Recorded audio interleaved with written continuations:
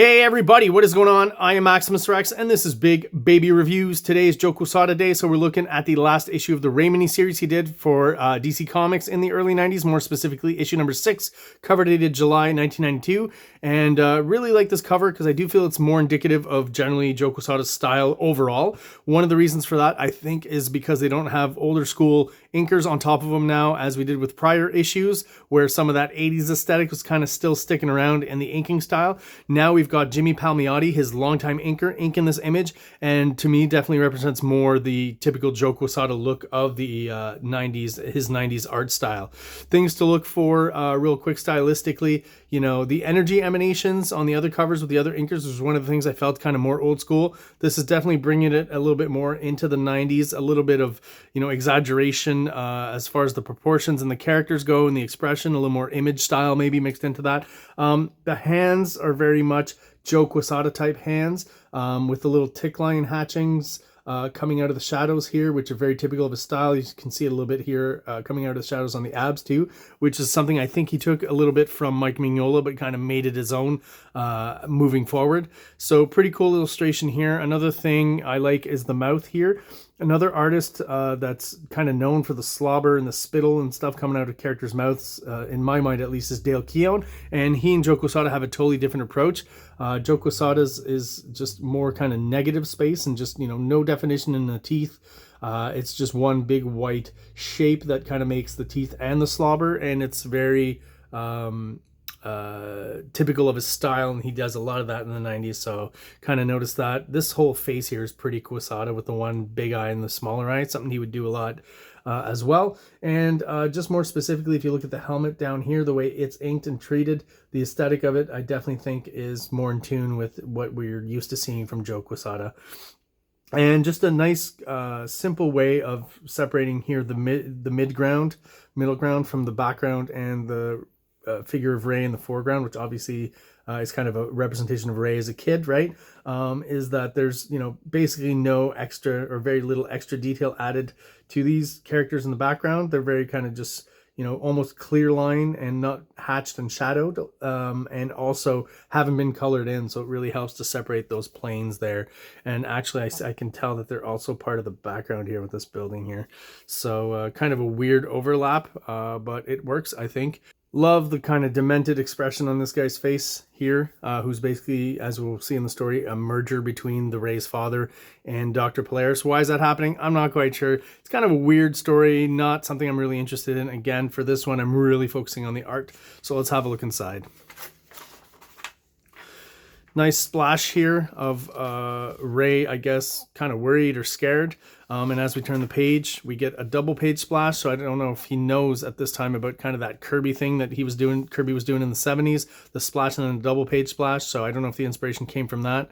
Other people had done it since, I guess, taking inspiration from Kirby. So maybe Quesada took inspiration from guys who took inspiration from Kirby, kind of a second, third degree kind of thing. And I think the splash, double page splash is pretty genius just because it's a great image. I think it's, you know, hard hitting, but simple and effective. So as an artist trying to get through your deadlines, this is a double page splash you can get through pretty quickly. And it's just a very kind of striking image, and it's very bold in its contrast of light and dark. And just think it looks really cool and it works really well. Just that tiny little silhouette there that probably took about, you know, 20 seconds to draw. And like I said, probably got through this pretty quickly, but it's still a very cool, striking image. Little questions about the credits in this one. So it says Jack C. Harris script, Art Nichols is first, pencils and inks, and then layouts by Joe Quesada. Kind of weird that, you know, usually even if layouts are done and someone else is penciling and inking, the layout would be the first credit. So I don't know why that's been switched around there. Maybe they're trying to stick it to him or something, or they're mad at him. I don't know for sure. But here's the thing, as we go through this book, it looks pretty characteristically Joe Quesada-ish and pretty close to what we were seeing earlier on in the miniseries. So I gotta wonder, you know, how detailed or not detailed the layouts were, because even though Art Nichols is apparently penciling and inking this one, it does still very much look like Joe Quesada to me. So I'm not quite sure what's going on there. I like this shot here, pretty psychedelic, nice coloring. very cosmic, and I like, as opposed to Quasar, which I've talked about and I'm going to review tomorrow again, the way they're doing the stars here with the white medium I think works really well. The inker on Quasar just doesn't really do a good job of that, and I'll mention it again on tomorrow's review when I look over that, because there'll be some examples of bad space inking, for lack of a better term. Fun to see Lobo here, if only for 2 quick panels. Doesn't really have any incidents on the story, but, you know, fun to see him there. I mean, story-wise, once again, it's just the new Ray anyways, it's just learning about his powers and doesn't really know how they work and stuff. So there's just a lot of that throughout the whole miniseries. There's not really a lot of evolution as far as him using his powers and getting to a point where he masters them a little bit. The most fun part of this comic, I think, is the sequence with this guy, the merger between Ray's father and I believe is Dr. Polaris. It's where we get more kind of cartoony art, I guess is how I describe it here. Good buildings and architecture. I've talked about how great Joe Quesada is at all that stuff, and he'll only get better and use it to full effect in a lot of his comics, especially I would say in the Daredevil run that he had. But yeah, just the facial expression on this big goofy guy here, and when we first see a full shot of him here, I think is really good. And again, I can kind of see some stylistic differences from Joe Quesada as far as the aesthetic and the inking on some parts of the body, but then, you know, when I look at the hands and stuff, pretty typically Joe Quesada-ish. So I'm not quite sure how the division of labor happens on this one with him just doing layouts. It feels like his layouts probably were pretty detailed, because this all, to me, still looks very much like Joe Quesada. Most times when you have an artist doing layouts and someone else penciling and inking, it'll end up, you know, the compositions will feel like the layout artist, but the actual art will have the aesthetic of whoever's penciling and inking it. And I still feel this is pretty consistent with the rest of the miniseries, where Joe Quesada was drawing and Art Nichols was inking. So I'm not quite sure how that works out. Love these 2 expressions here, showing Quesada can definitely do good expressions and cartoony it up a little bit. There's almost, you know, a slight parody kind of feel, or Mad Magazine kind of feel to this character here. And he's just basically confused and not quite sure what's going on, because again, he's just melded together characters. So looking for food basically is what's going on here. This is a funny kind of shot here, again, very cartoony. And Quesada doing that small eye, big eye thing that, as I mentioned before, he does. Or did I mention it? Oh, fuck. So with this character, Quesada is doing something he would do a lot of later with a lot of characters. I'm thinking of the specific Batman illustration he did for, I forget the name of the book. It's like basically a Batman pinup book or cover gallery. And Joker has this thing where he's got one small eye and one big eye. And that's something that will become kind of a Quesada trope, and he'll use all throughout his career. Definitely a statted face here that's repeated, and we'll see some examples of that all throughout this issue. There's another example I'll point out of using stats to get things moving along. But again, just maybe because of the layouts here, probably drawn quicker, there's a slight cartoonier feel to everything that I definitely think Quesada has in him, and that I kind of prefer, as opposed to his more modern style where he's really using photo reference and trying to be more illustrative and realistic. I definitely feel his characters here have more expression and more dynamism than what he's doing now in modern day stuff. And of course, that's the self-insert Joe Quesada character, who is the Ray's cousin.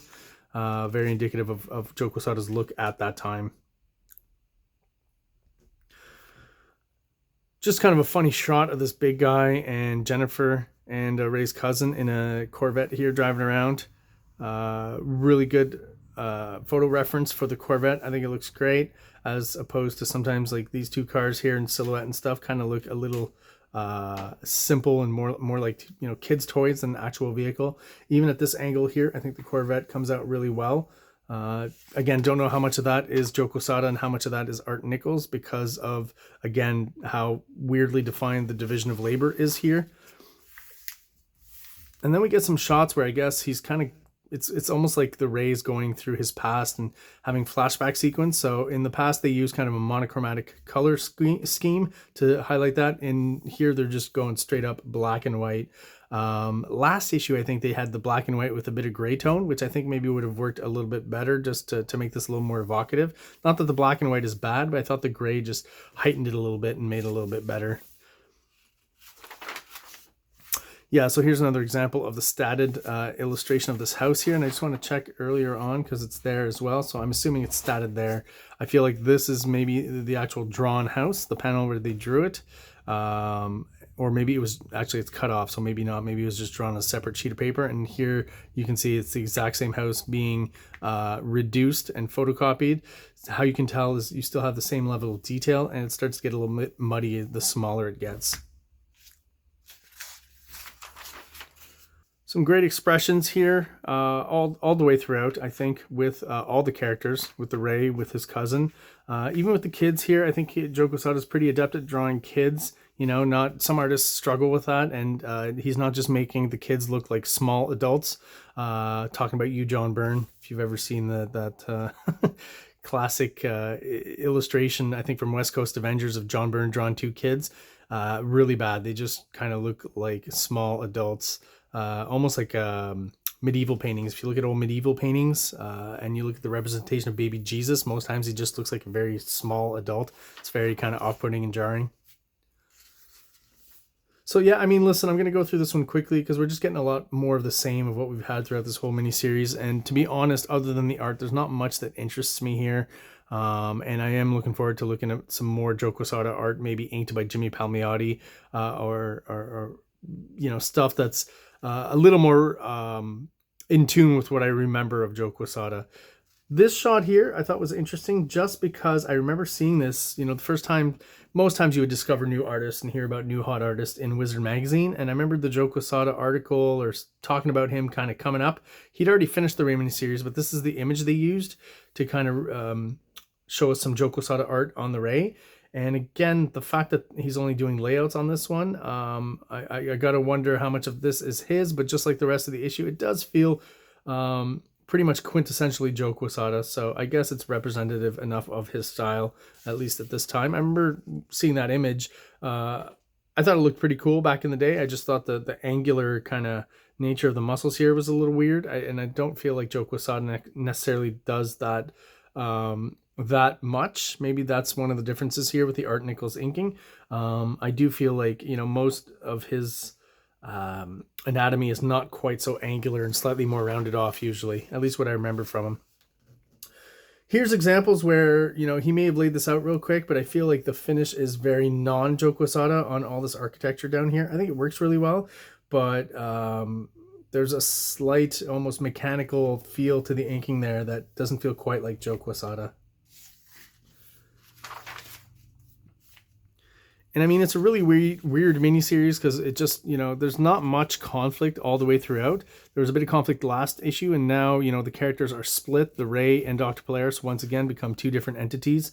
And, you know, that's pretty much how the mini-series ends here, where they, you know, give us a little shot of them at a funeral, you know, paying respects to the Ray's dad.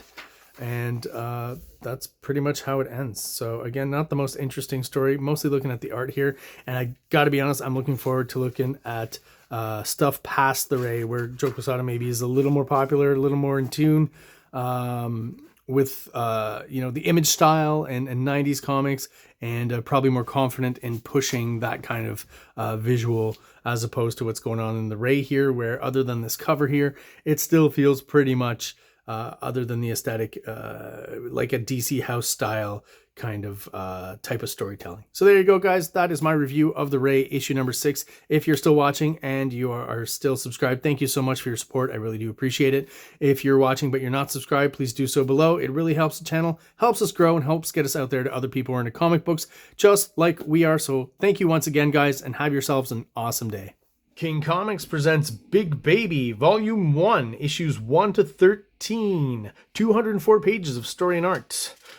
King Comics also presents Star Crasher one-shot, 32 pages, cosmic sci-fi surrealist adventure. You can find these fine comics at KingComics.CA, at MaximusRex13 on Instagram, or on Facebook, MaxRex or Big Baby. Like! Subscribe!